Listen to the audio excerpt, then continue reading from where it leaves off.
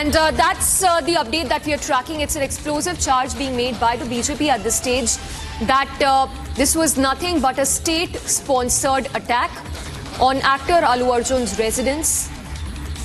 In fact, the BJP claims that the attack that was carried out on actor Allu Arjun's residence was sponsored by the Congress. It's a statement coming in from the BJP claiming that because Allu Arjun did not campaign for the Congress in the state, he's being targeted by the ruling dispensation in Telangana. Let's go across to Aneri again. Aneri, that's the purported photo that is doing the rounds. A photo that shows one of the vandals with Chief Minister Revanth Reddy.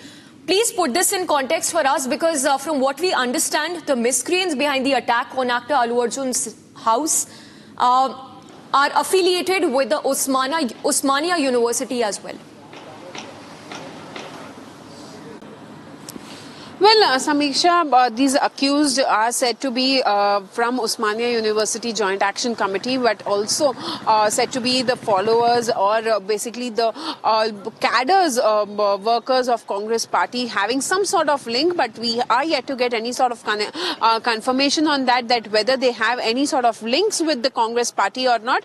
But yes, there is one of the photo of one of the accused protester which is being circulated on social media as well, the photo of the protester with the Chief Minister Revanth Reddy. But yet we are yet to get any sort of confirmation about his links or the six of them accused who had protested outside the residence having any sort of links with Congress party or not. But yes, we have been seeing that right now the court has granted all the six accused, they have been granted bail in this connection. And also at the same time, we have been seeing how the BJP and the BRS have been hitting out at the Congress government over the incident that had taken place, over the arrest of Allu Arjun, and also now the vandalism that had taken place at Allu Arjun's residence. All right, Aneri, thank you for the moment. We will wait, if at all, we get a statement from the Congress on whether the party has links with the vandals or not, because this picture speaks for itself. A purported photo which shows one of the vandals with Chief Minister Revanth Reddy. For now, we switch focus to news that we are tracking from Karnataka. This is a complaint, an FI that's been registered by the Belagavi police on the complaint of BJP leader C.T. Ravi, who had alleged that he's facing threat to life.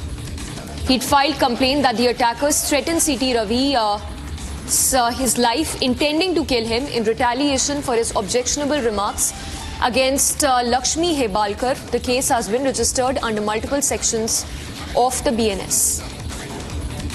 So this action coming 4 days after BJP's C.T. Ravi alleged threat to life. An FI that's been registered on the complaint of BJP leader C.T. Ravi, who claimed threat to life.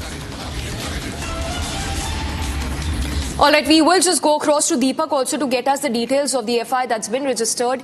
But as we understand, it was on 19th of December that C.T. Ravi, who had been taken into custody for making objectionable remarks against Lakshmi Hebalkar, an FIR has been registered on his complaint. So a complaint that was filed claiming that the attackers threatened C.T. Ravi's life, intending to kill him in retaliation for his remarks against Lakshmi Hebalkar.